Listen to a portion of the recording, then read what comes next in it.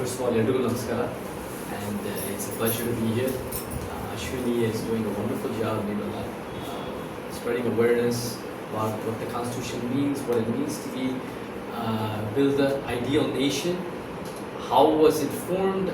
How can we take it forward? ಈ ಥರ ಚರ್ಚೆಗಳ ಮುಖಾಂತರನೇ ನಾವು ಉತ್ತಮ ಕರ್ನಾಟಕ, ಉತ್ತಮ ದೇಶ ಕಟ್ಟಕ್ಕೆ ಸಾಧ್ಯ.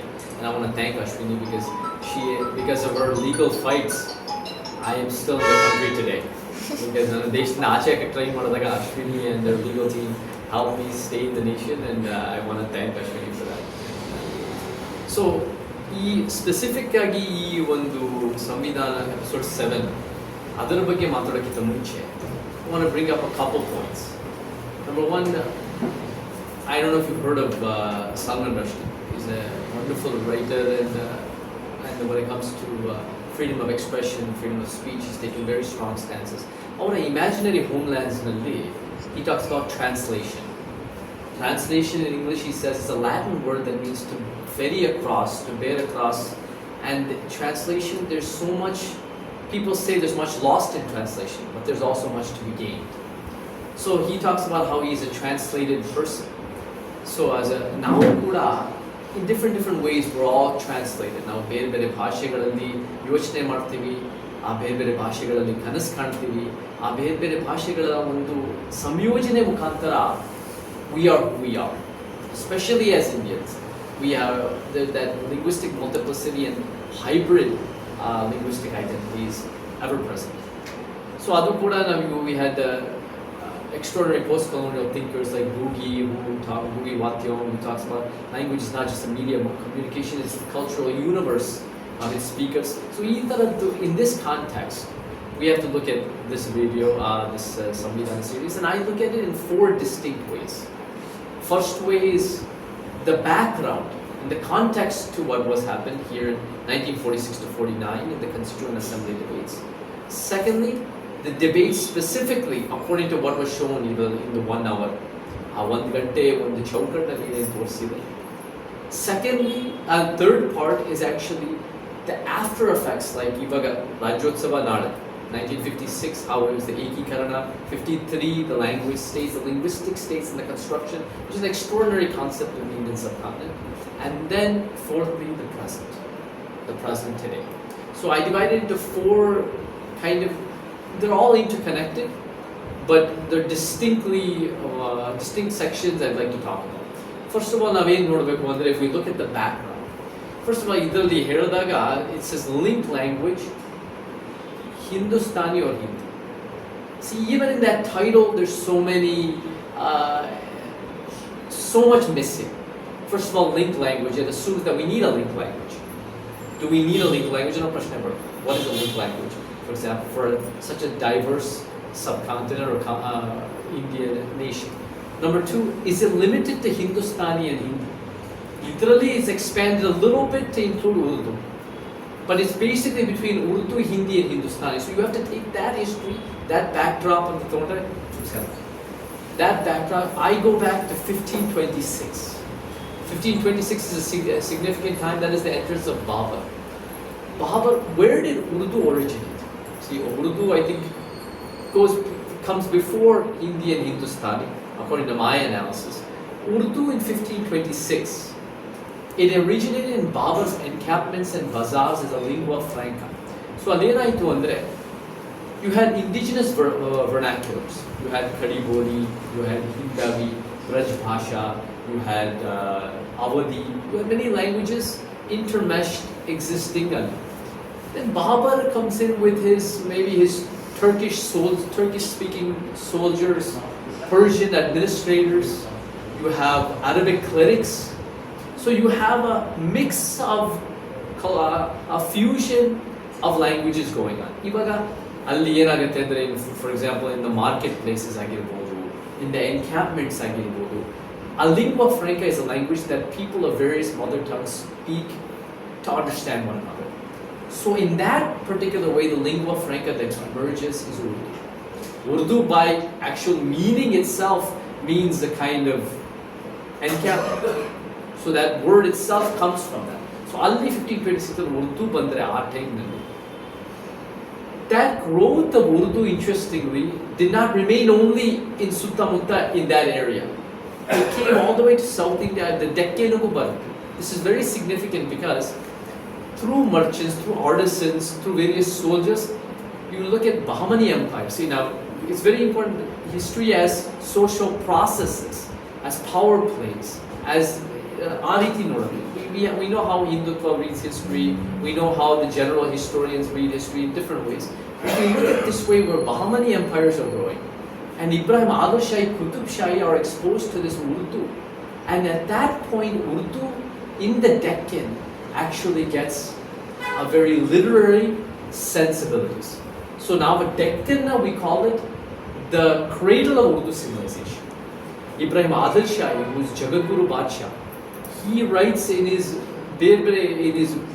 ways through Urdu, he actually standardizes the Nastaliq script for Urdu in the Qutub Shahi, Muhammad Quli Qutub Shahi, Ibrahim Adil Shahi II. Extraordinary kings, literally, culturally, and through music, through various things, these things, and through syncretic traditions, syncretic ideological traditions. Now, from that point onwards, subsequently the significant time after that I would look at it is 1835 to 50. Ivaga at this point, Macaulay, the British are existing. So Ivaga, at this point, Macaulay in his own way, is this intentional? Is this a misreading of society? Is this what we call divide and rule simplicity? What is the reason for this? He ends up creating almost a Hindi, according to my assessment. How? By giving this kind of many languages a Sanskritized script in Devanagari in 1835 and divorcing that from the existing kind of fusion and saying this is Hindi is an 1835 concept, and that then becomes Hindi for perhaps Hindus and Urdu for perhaps, because of the Nastaliq, for Muslims, and that division, and that subsequently the northern Indian kind of languages, what you say, a collage of all, becomes a Hindustani. So this is the major fights that we see in this. See, even in this video, what I see is that there are too many people fighting from their own various perspectives. You have a kind of Hindi hegemony where you have a kind of majoritarian tyranny of the majority one side. Another side, you have some people who are saying, no, we want Hindustani beku namge, Hindi and Urdu combined under one Hindustani. Then you have others saying, which is from the South India, which is saying Namdu recognition beku. You have Shyam Prasad Mukherjee makes a very valid, interesting points in his arguments too. You have Punjab coming in. So what I see especially is because there's over-representation from the Hindi belt, the Bimaru belt or the Hindi belt, we see the goalpost shifted completely towards a kind of more regressive linguistic fight.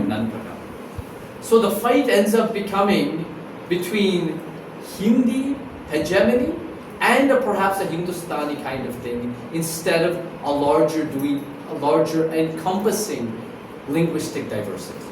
And adu nam gottagate in terms of the numerals fight. In terms of the numeral fight, it's like so absurd that this is even a fight.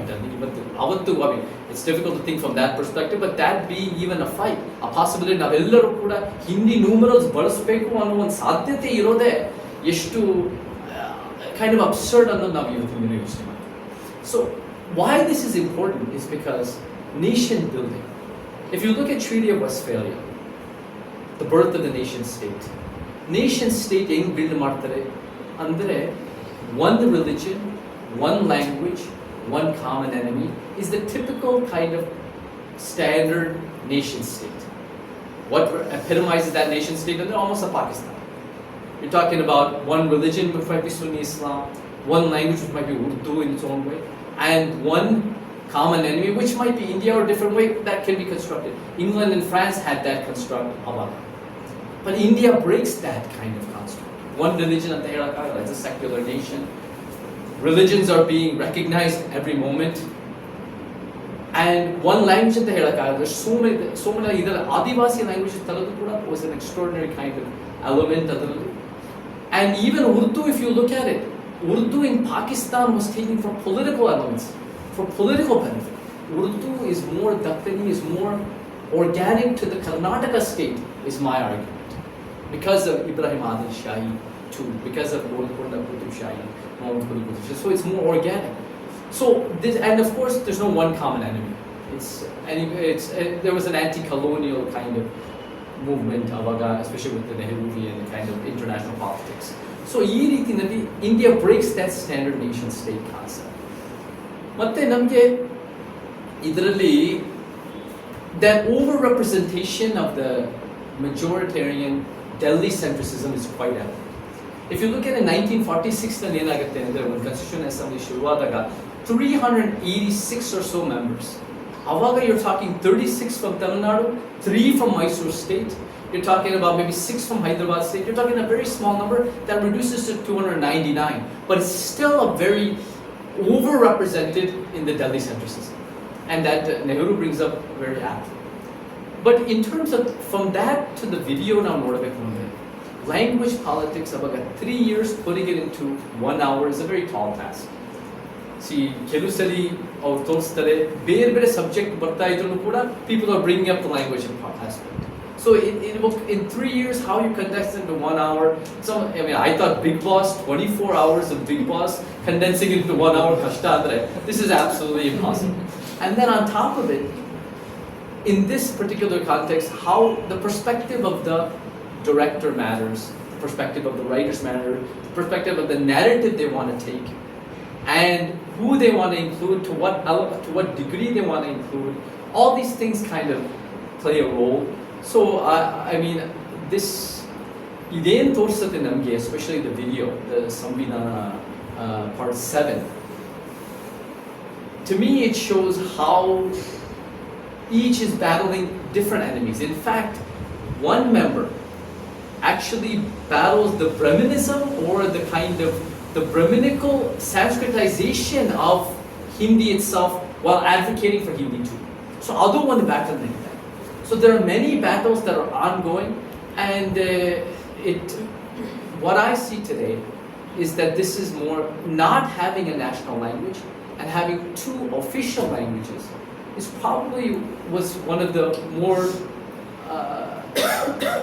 justified resolutions to these kind of overarching problems. What happens subsequently is you look at 1953, you look at Potti Srinama, who ends up for language rights, for Telugu rights, he ends up doing a 58-day Upavasa Satyagraha Madi. Adar Nantara he gives up his life, and then the state of Hyderabad, the state of Andhra is formed. You're talking about subsequently in 56, Kannada Rajyotsava Ekikarana happens. There's an interesting story about Ekikarana. Kengal Hanumanthaya will end up being, at that point, was chief minister. ಅವಾಗ ಏನಾಗ್ತಾ ಇರುತ್ತೆ ಅಂದರೆ, Kengal Hanumanthaya come from Mysore state. Mysore is maybe ಹಳೆ ಮೈಸೂರು ನಮ್ಮೆಲ್ಲರಿಗೂ ಗೊತ್ತು, is wealthier. You're talking about Kalyana Karnataka, Uttar Karnataka, the Bombay province. ಈ ಏರಿಯಾಗಳೆಲ್ಲ North Karnataka are less wealthy comparatively. And you're also talking about ಇಲ್ಲಿ ಹಳೆ ಮೈಸೂರಿನಲ್ಲಿ you have more of a Vokkaliga dominance. ಆ ಕಡೆಯಿಂದ ಲಿಂಗಾಯತರು ಜಾಸ್ತಿ ಬರ್ತಾರೆ. Kengal Hanumanthaya being a Vokkaliga, ಅವಾಗ ಏನಾಗುತ್ತೆ ಅಂದರೆ he questions the central kind of Congress dominance and he supports ಏಕೀಕರಣ. ಅವಾಗ ಏಕೀಕರಣ ಸಪೋರ್ಟ್ ಮಾಡಿದಾಗ ಭಾಳ ಜನ ಹೇಳ್ತಾರೆ ನಿಮ್ಗೆ ಅಧಿಕಾರ ಕಳ್ಕೊಂತೀರಾ, ಅವಾಗ ಲಿಂಗಾಯತ ಪ್ರೆಸೆನ್ಸ್ ಜಾಸ್ತಿ ಇರುತ್ತೆ, they are a more dominant force in North Karnataka, you will lose the kind of your chief ministership ಅನ್ನೋದು ಒಂದು ರೀತಿ ಬರುತ್ತೆ. But Kengal Hanumanthaya battles on terms of ideological grounds. He says, of course, we need the kind of unification of Karnataka. Unification of Karnataka ಆಗುತ್ತೆ. Unification of Karnataka ಆದಮೇಲೆ ಏನಾಗುತ್ತೆ, Kengal Hanumanthaya loses his chief ministership. ಅದಾದಮೇಲೆ ಏನಾಗುತ್ತೆ ಅಂದರೆ he goes to Delhi. ಡೆಲ್ಲಿಗೆ ಹೋದಾಗ he's sitting with Nehru and many people nobody questions Nehru at that point. So he's sitting with Nehru, says, Kengal ಹನುಮಂತಯ್ಯವರೇ, ನಿಮಗೆ ಅಧಿಕಾರ ಕಳ್ಕೊಂಡಿದ್ದೀರಾ, ಬುದ್ಧಿ ಬಂತ ನಿಮಗೆ ಅಂತ he makes a sly comment and everybody laughs. And the story goes, Hanumantayya, what he says to Nehru, he says, Panditji, ನೀವು ಅಧಿಕಾರ ಕಳ್ಕೊಳ್ಳೋದು ಇಲ್ಲ, ಬುದ್ಧಿನೂ ಬರಲ್ಲ ಅನ್ನೋದು he makes that statement. So there was quite a bit of resistance within even the Karnataka Congress on issues of language, on issues of regionalism, on issues of what is necessary for a truly just nation. On that grounds, we look at an important part is also 1964 to 65. ಈ ವಿಡಿಯೋನಲ್ಲಿ we see a lot of Krishnamachari, Rajgopalachari, many people from Tamil Nadu showing their resistance to the Hindustani kind of hegemony. In 1964-65, 15 years have passed, and Lal Bahadur Shastri, ಅವರು ಇದನ್ನ ಇಂಗ್ಲಿಷ್ನ remove ಮಾಡಬೇಕು ಅಂತ ಬರುತ್ತೆ from the official languages, keeping only Hindi. Now we know that Tamil Nadu has always been a source of resistance, linguistic resistance. So ಅವ್ರದ್ದು ಏನಾಗುತ್ತೆ ಅಂದರೆ ಅಲ್ಲಿ Hindi remove ಮಾಡಿ, ಇಂಗ್ಲಿಷ್ ರಿಮೂವ್ ಮಾಡಿ ಹಿಂದಿನೇ ಇಡಬೇಕು ಅಂದಾಗ ತಮಿಳುನಾಡಿನಲ್ಲಿ ಬಹಳ ದೊಡ್ಡ anti Hindi agitations. These anti-Hindi agitations, many people, I've heard up to like 500 people end up giving their lives, but there's definitely big anti-Hindi agitations in Tamil Nadu. Adadmele, Lal Bahadur Shastri ends up in English making a speech saying, now English na remove madala, we will keep both English and Hindi as official languages. But that movement was so significant andre adikkinta munche, you talk about Rajgopalachari, you talk about many people, Kamaraj and all these, I don't want to call them stooges, but Congress-centric, Delhi-centric leaders of Tamil Nadu. After 64-65, the next election will be 1967. 1967 is the pivotal year in Tamil Nadu. DMK, Dravidian movement, comes to power. Dravidian movement is built on the Periyarist movement. Our movement andaga, language rights, linguistic justice is a very important part of fighting the system, and it becomes a regional movement. Our regional movement avatirodu ivattugu jeevantavagide anta helodikkinta, there is definitely a regionalism that has persisted. So namige, just as one person I think mentions in the video, the more you fight for it in a very kind of jingoistic kind of way towards Indian and the Hindi hegemony, the more the resistance also grows. So our resistance innaru kuda Tamil Nadu gettiyagi ಬೆಳೆದಿದೆ. Now we come to today in Karnataka. Karnataka today, I see it, it's different from Tamil Nadu. In that Tamil Nadu nalli one overarching language is Tamil. But Karnataka we have many languages. Not just Adivasi, we have Adivasi languages, we have Alemari Bhashegulu, Tulu, Kodava, Lambani. I say Dakkani Urdu is also a language of Karnataka. How do you bring these languages in? How do you fight the power structure? This is the question. Naning Northini andre resistance politics. How I look at resistance politics is first now ಏನು ಮಾಡಬೇಕು ಅಂದ್ರೆ we must acknowledge the power structure. Power structure ಅಂದ್ರೆ ಪ್ರತಿ ಒಂದರಲ್ಲೂ power structure ಇದೆ. ಜಾತಿ, ಲಿಂಗ, ವರ್ಗ, ಭಾಷೆ, ಉದ್ಯೋಗ, ಶಿಕ್ಷಣ, ಆರೋಗ್ಯ, ಸ್ಪೋರ್ಟ್ಸ್, ಸಾಂಸ್ಕೃತಿಕ ಎಲ್ಲ ರೀತಿಯಲ್ಲೂ ಪವರ್ ಸ್ಟ್ರಕ್ಚರ್. ಆ ಪವರ್ ಸ್ಟ್ರಕ್ಚರ್ಗೆ ಪ್ರತಿರೋಧ ಕೊಡೋದು ಹೇಗೆ? ತಳಮಟ್ಟದಿಂದ ಏರಿಸೋದು, ಮೇಲಿಂದ ಏರಿಸೋದು. So if you look at the language power structure, this resistance language power structure, you look at ಇವತ್ತಿನ ದಿನ Hindi, English and Sanskrit are on the top of the power structure. Hindi in terms of nationalistic dominance, hegemony. English in terms of economic hegemony. Sanskrit in terms of cultural hegemony. They're dominant. ಈ ರಾಜ್ಯದಲ್ಲಿ ನಮ್ಮ Kannada is kind of in the middle. On the bottom you're talking about Tulu, Kodava, Bari, Lambani, Adivasi language, Alemari language, Dakkani. How do you fight the power structure? You bring up the bottom and you bring down the top. Now to bring down the top, Hindi hegemony na ಆಚೆ ಹಾಕೋದು ಸುಲಭ. ಅದನ್ನ ಹೆಂಗೆ ಆಚೆ ಹಾಕೋದು? You say we don't want a third language, ಮೂರನೇ ಭಾಷೆ ನಮಗೆ ಬೇಡ. You kind of, you say keep Hindi, it has nothing to do with people who want to learn, kaltkolli, but institutionally we must not teach it on ರೀತಿನಲ್ಲಿ. You keep the third language option out, or you keep it exams out, and ಯಾರು ಬೇಕಾದ್ರೂ ಕಲ್ತ್ಕೊಳ್ಳಿ. English is much more difficult to find. See, English ಅಂದಾಗ it's as post-colonial people, ನಮ್ಗೆ ಏನಾಗ್ಬಿಟ್ಟಿದೆ ಅಂದರೆ English ನಮ್ಮ ಮೇಲೆ ಹೇಳಿದೆ. But now we articulate in English ಅನಿವಾರ್ಯತೆಯಿಂದ and also as a form of resistance. So we learn English to fight English. So this is also now kalibe as a second language. It's something we learn, but you learn it to fight it, you learn it to question it, you learn it to dissent. And Sanskrit, of course, you bring up all the folk culturalities.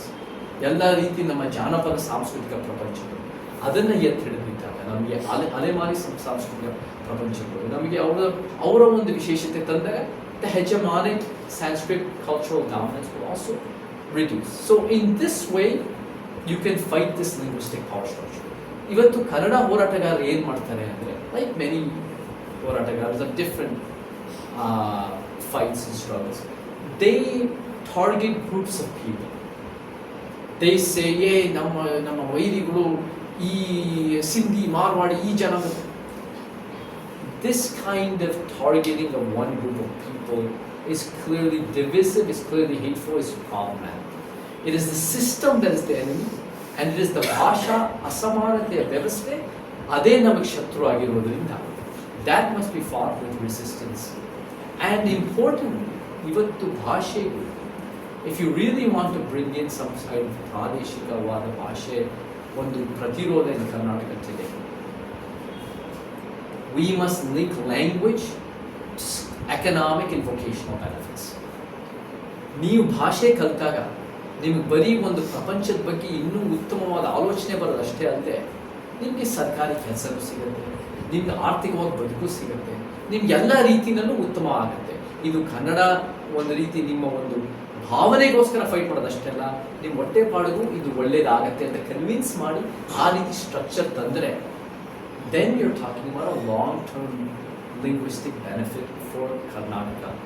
So this movie is, this Samvidhan Part 7 gives us a very interesting approach to like what has happened at that time, 1946 to 49, and what are the discussions.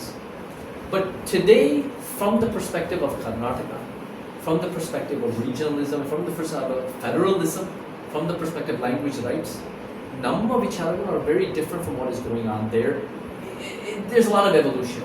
For example, in Constitution ನೋಡಿದ್ರು ಕೂಡ from 343 to 351, ಈ constitutional ಎಲಿಮೆಂಟ್ಸ್ನಲ್ಲಿ ನಮಗೆ these articles you talk about Hindi ದಿವಸ್. ಹಿಂದಿ ದಿವಸ್ ಅಂದಾಗ ಏನಾಗುತ್ತೆ ಅಂದರೆ Karnataka tax pair money is being clearly used to promote and propagate Hindi. Now that becomes a very problematic thing, because it's obviously ನಮಗೂ ಅದಕ್ಕೂ ಸಂಬಂಧ ಇಲ್ಲ, ನಮ್ಮ ಒಂದು ಸಾಂಸ್ಕೃತಿಕ ವಿಚಾರಗಳು, ಭಾಷೆ ವಿಚಾರಗಳು, ಆರ್ಥಿಕ ವಿಚಾರಗಳೆಲ್ಲ ಆ Hindi ಲಾಭಕ್ಕಾದಷ್ಟು then it's depriving us of our rights, depriving us of our justice. So even constitutionally we need amendments for those 343 to 351 in terms of language.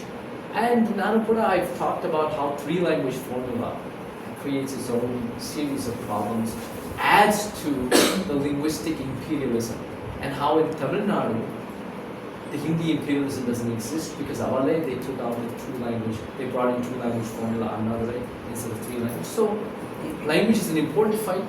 Language, Nichwala gives India its extraordinary diversity, its federalist elements, and it's something that's very emotionally connected to us all. So I'm thankful that Ashwini has given me a chance to discuss a lot of these issues. If you look at countries such as Pakistan or Sri Lanka, language issue has been so important to their growth, or has affected their growth so much. For example, Pakistan, in fact, the imposition of Urdu might have led to the division of East Pakistan, West Pakistan into Pakistan and Bangladesh. Is truly can be an analysis that we can make. In fact, Sri Lanka, the civil war, in fact, not including Tamil, And Sinhala dominance could have added more fuel to the civil war ಅಂತ ಹೇಳಿದ್ರೆ ಸುಳ್ಳಿಲ್ಲ. So ಇವತ್ತಿನ ದಿನ ನಮಗೆ ಕರ್ನಾಟಕತನ, Kannada and language justice, linguistic cultural justice, Kannada and all our languages, is an important part going forward, and that has to be looked at in a holistic way. I'm disappointed in the video that Yaru Kuda said, we don't need one language. We don't need one language as a link language. We don't need a link language. Maybe they didn't show it in that. But I look at interaction between people, border area, various places, various languages are being created. You know, fusions are being created. One overarching link language, and that I think detracts from the glorious linguistic diversity of the nation rather than adds to it.